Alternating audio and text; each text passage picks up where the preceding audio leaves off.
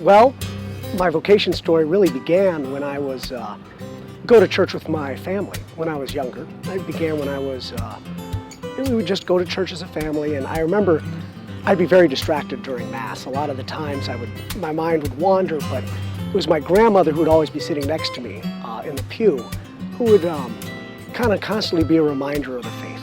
And I would just sit next to her, and I was so impressed by her example that was really what kind of drew me towards my own Catholic faith at the beginning.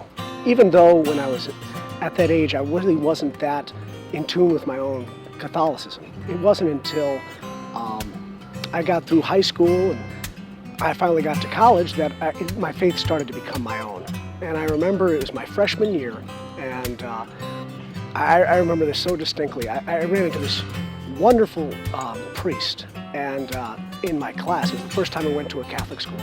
And the priest said, well, you know, you should really think about coming to one of my Masses. And he would have Mass at 11:15 p.m. at night. And the entire church would be dark except for candlelight.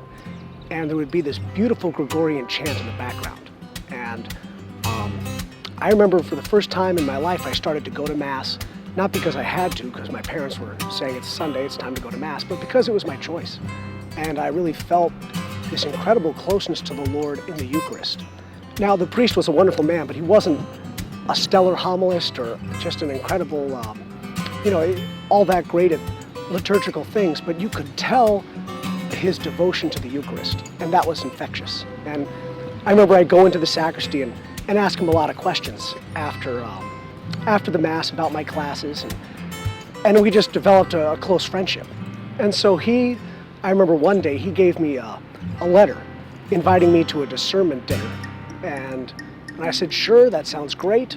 And 2 weeks before the dinner, I had just really fallen in love with this wonderful woman at college. And I was thinking, yeah, this would be neat to discern a call to the priesthood, but the whole celibacy thing was too much. I wanted to get married, I wanted to have a family, this is where I wanted my life to go. But I remember going to that dinner and still having this deep desire within my heart to share the faith. I went to a Catholic school, and for the first time, the faith kind of opened up for me. And I really felt like it was something I wanted to share. So I opened up the Yellow Pages, and when I graduated from college, I applied to a variety of different Catholic high schools in the area. And DeMatha Catholic High School was the first one to get back in touch with me. And I realized I loved the faith, but I didn't have a clue about how to teach. And the kids were rambunctious, and it was a very difficult time trying to learn how to convey the faith in a way that people could understand. But eventually, over time, I kind of honed those skills of being able to teach the faith, and some of the students started to respond, and they started to enjoy the class. And that was all well and good, but there was really that first encounter with Father King which started that spark. But again, still, it wasn't until after 4 years of teaching that my desire to spread the faith was greater even than my desire to have a family, which surprised me. I was shocked. I really didn't think that was a feeling that I was ever going to have.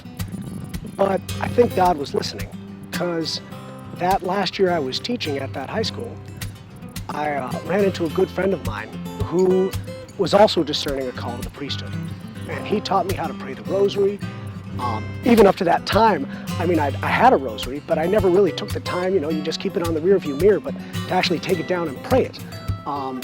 He taught me how to pray that, and I developed a much closer relationship with Mary.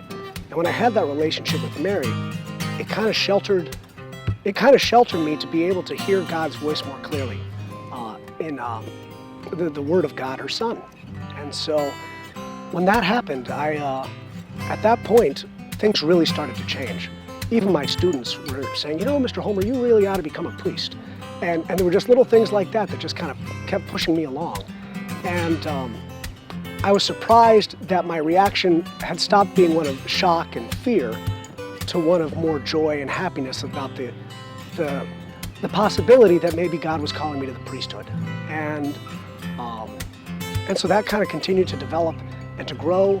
I had a wonderful spiritual director before going into seminary, And he really taught me how to pray with the scriptures in a way where I really was more able to hear God's voice calling me to what I wanted to do. So, and really that's what I discovered over my time in seminary, is that God was calling me to something I wanted to do, which I was scared at first to do, but eventually realized, you know, God's put a desire in your heart because this desire is what's going to make you happiest.